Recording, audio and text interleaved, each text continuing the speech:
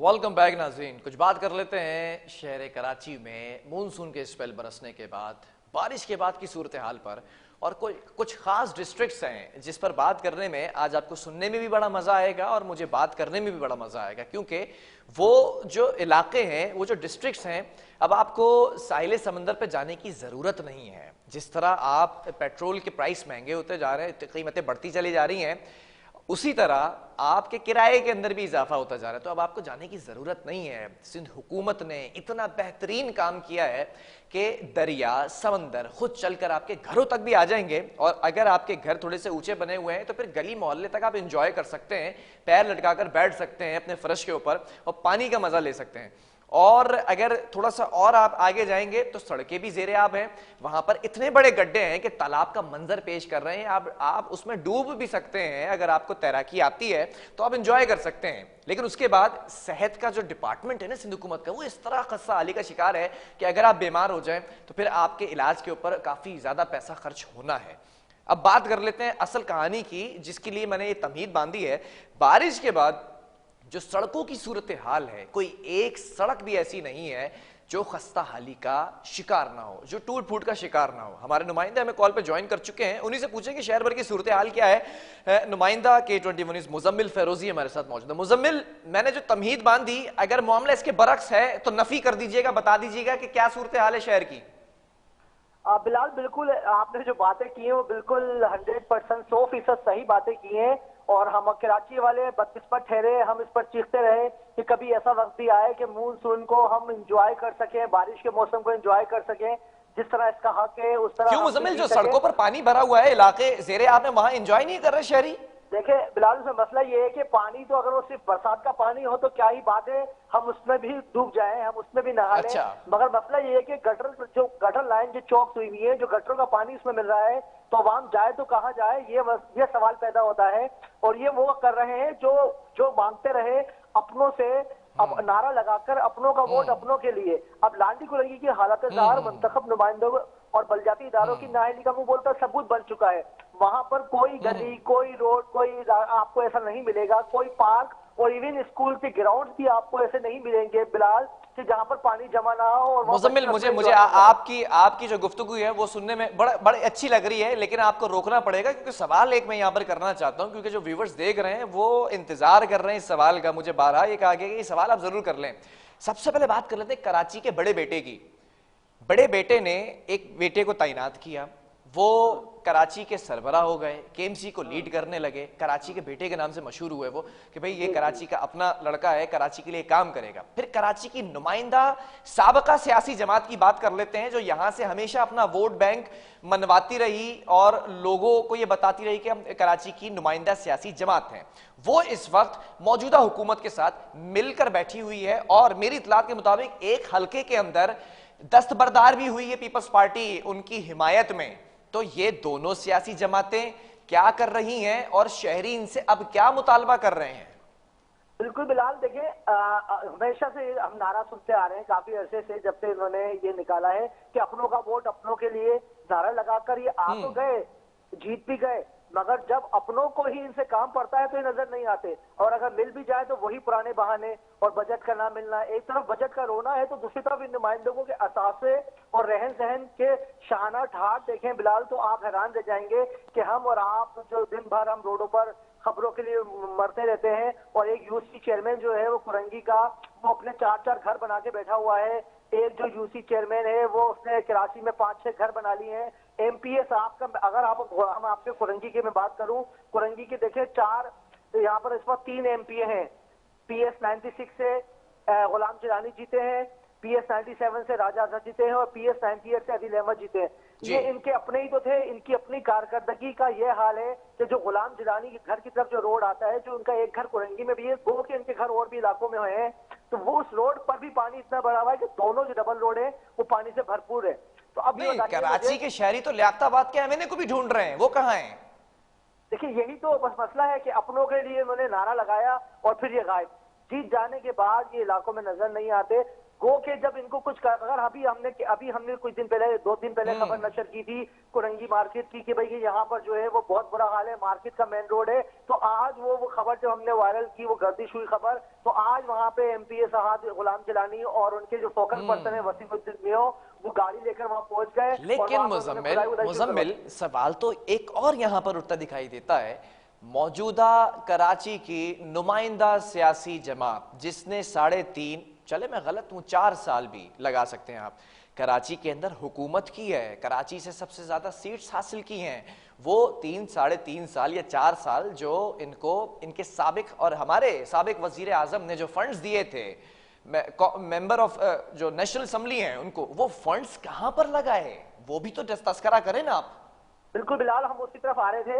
आप देखिए, जैसे अगर हम बात करते हैं कुरंगी में काम करने की, जो एमएनए थे यहाँ पे जिनका इंतकाल हुआ, इकबाल डिप्टी, उनके बाद अभी दोबारा यही अपनों के नाम पर वोट लेकर अबू बकर भाई आ गए वहां पर।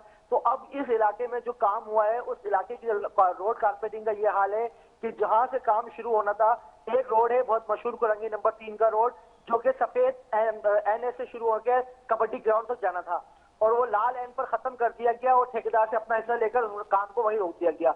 इसी तरह अगर मैं जमान टाउन की बात करूं, जमान टाउन के कुरंगी में एक इलाका है जमान टाउन, उसकी गटर लाइन में भी, गटर लाइन की लंबाई कितनी थी, उसकी बाकायदा लंबाई और गहराई की खुदाई तक डिसाइड होती है। अगर आपने 9 फुट खुदाई करनी है तो उसका ये, अब ठेकेदार से ये लोग बोलते हैं, अपना इन्होंने कट रखा, उसको बोला 3 फुट खुदाई करके हमारा इसमें से सर दो। जो 6 फुट खुदाई करवानी थी ठेकेदार ने, वो ना करवाई, उस पर फोकल पर्सन ने अपना कट लिया और वो इस तरफ हो गया। इसी तरह पानी की, अगर हम अभी 15 इंच की लाइन डली है, जो वो उसमें से लोगों को गैर कानूनी कनेक्शन दिए जा रहे हैं, उसमें भी जो यूसी चेयरमैन के फोकल पर्सन है वो उसमें इन्वॉल्व है। इस वक्त अगर आप डिस्ट्रिक्ट कोरंगी की बात कर रहे हैं ना, let me ask you a question कि कोरंगी के अंदर कोई एक ऐसी सड़क मुझे बताएं जहां पर किसी एक नुमाइंदे ने बेहतरीन काम किया, चाहे वो किसी भी सियासी जमात से हो, हम बिला किसी तफरीक के बात कर लेते हैं, चाहे वो हुकूमती नुमाइंदा हो, चाहे वो अपोजिशन का नुमाइंदा हो, चाहे वो अवेटिंग नुमाइंदा हो, आने वाली हुकूमत के अंदर उसका किरदार होने वाला हो, किसी एक ने कोई ऐसी सड़क बनाई है जो अभी ज़ेरे आब ना आई हो कोरंगी के अंदर? फिलहाल देखिए, अगर हम अंदरूनी कुरंगी की बात करें, कोई रास्ता आपको हमवार नहीं मिलेगा, कहीं पे कोई सालिम रोड नहीं है, कहीं पर ऐसा नहीं हो सकता कि आप बगैर हिचकोले खाए और बगैर अगर रक्षे ना पलटे हो, वहां पे एम्बुलेंस ना फंसी हो। एम्बुलेंस तक एक तरफ गाड़ी में ना वो गिर गई, क्योंकि हाईरू डब्बा गाड़ी होती है वो, तो रक्षे गिर रहे हैं उसमें। सिर्फ मेन रोड कुरंगी जो अभी पीपल्स पार्टी ने बनाया है, मेन रोड कुरंगी का, जो कुरंगी क्रॉसिंग से शुरू होकर कुरंगी 5 नंबर तक जाता है, बिल्कुल वो रोड बिल्कुल सालिम है, सही सी, इसके साथ निकासी आपका इंतजाम भी सही किया गया, बाकी सब कुछ है। मगर जो मुजम्मिल क्या क्या याद करवा रहे हैं आप, याद माजी अजाब है यार, अब छीन ले मुझसे हाफजा मेरा, और ये हाफजा छीना नहीं जाता, इसलिए जो याद है वो सवाल की शक्ल के अंदर मैं आपसे किए देता हूँ। व्यूअर्स भी इस वक्त तड़प रहे होंगे देखकर सुनकर। एमएनए थे कोरंगी से फहीम खान, पीटीआई से इनका ताल्लुक था, है बल्कि रिजाइन दिया हुआ, खैर वो एक्सेप्ट होता नहीं होता वो एक बड़ा मसला, वो एक अलग बहस है फरहान। और बात अगर की जाए इनकी, तो इन्होंने कोरंगी के अंदर पानी की एक लाइन डलवाई थी, वो लाइन तो डलवा दी गई, हुकूमत भी चली गई, उसमें पानी कब आएगा, वो पानी का भी तो मसला है वहां पर। जी जी बिल्कुल बिल्कुल यही बात है बिलाल। देखिए, उसी तरह जो पानी की कनेक्शन जो है, अभी इस वक्त जो उन्होंने लाइन डलवाई थी उसमें तो पानी नहीं आया, मगर जिन लाइनों में पानी आ रहा है इस वक्त कुरंगी में 30 से 40 हजार रुपए लेकर वो कनेक्शन फी घर दिया जा रहा है। और अब लोग मरता ना क्या करता, 30 से 40 हजार, 30 हजार रुपए अगर बंदा दे रहा है तो बोला चलो एक ही दफा देना, पानी तो आता रहेगा। अब इस पे, इस माफिया को कौन रोकेगा और इसमें कौन इन्वॉल्व है? जो आपके फोकल पर्सन है कुरंगी के जो साबिक यूसी चेयरमैन है, वो सब इसमें इन्वॉल्व है। और आप बताएं, एक घर से अगर 30 हजार रुपए मिल रहे हैं आपको, तो आप बताएं क्या पैसा बन रहा है, करोड़ रुपए का काम हो रहा है। इसी तरह कुरंगी नंबर 6 की मार्केट की बात करूं, उसकी बैक साइड पर भी वहां पर काम अधूरा छोड़ दिया गया, और उसके फंड कहाँ गया, पूरा मिला नहीं मिला, ठेकेदार भाग गया। अब ठेकेदार से जब अपना हिस्सा वसूल कर लेते हैं, फिर ठेकेदार कुछ भी कर रहा है, इससे किसी को फर्क नहीं पड़ता। एमपी गुलाम जिलानी साहब कुरंगी में रिहाइश है, बहुत अच्छी बात है, हमेशा फोन उठा लेते हैं, बातचीत कर लेते हैं, मगर देखिए काम की जब बात की जाती है तो वो गायब है। काम पर उनके पास बहाने इतने जबरदस्त होते हैं कि आप भी हैरान रह जाएंगे कि भाई गाड़ी में पेट्रोल नहीं है, लोग यहाँ पे, हमारे पास पाइपलाइनें नहीं है, हमारे पास नफरी नहीं है, वो और एडमिनिस्ट्रेटर हमारा नहीं है, डीसी हमारा नहीं है। अरे भाई, आप एमपी बनकर आए हो, अपनों से वोट लेकर आए हो अपनों के नाम पर, तो फिर क्या होगा? अब हम जब किसी चीज की खबर चलाते हैं तो उसके बाद उस इलाके में थोड़ा बहुत काम हो जाता है, बाकी फिर वो सब गोल।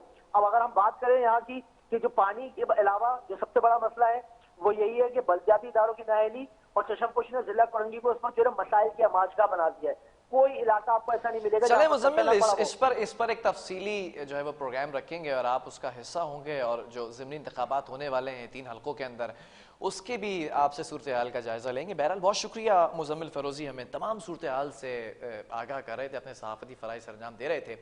सवालात बहुत सारे हैं, अगर शुरू करूँ सवालात तो ये शायद प्रोग्राम के अंदर दामन वक्त में गुंजाइश इस वक्त इंतहाई कम रह चुकी है।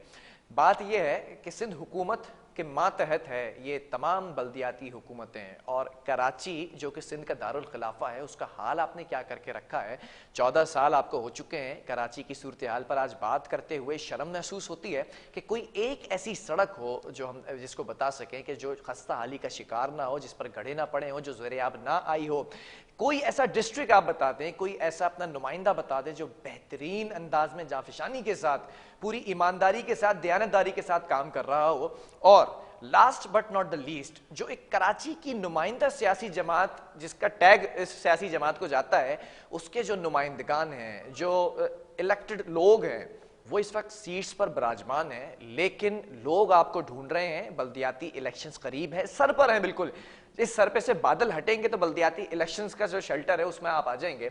उस वक्त आप आवाम से क्या कहेंगे? चले इसको भी छोड़ देते हैं। 3 हलकों के अंदर ज़िमनी इंतखाबात होने जा रहे हैं, उसके लिए अगर आप खड़े होते हैं तो आपके मुंह से जाकर वोट मांगेंगे। प्रोग्राम का खत्म हुआ। अल्लाह हाफिज।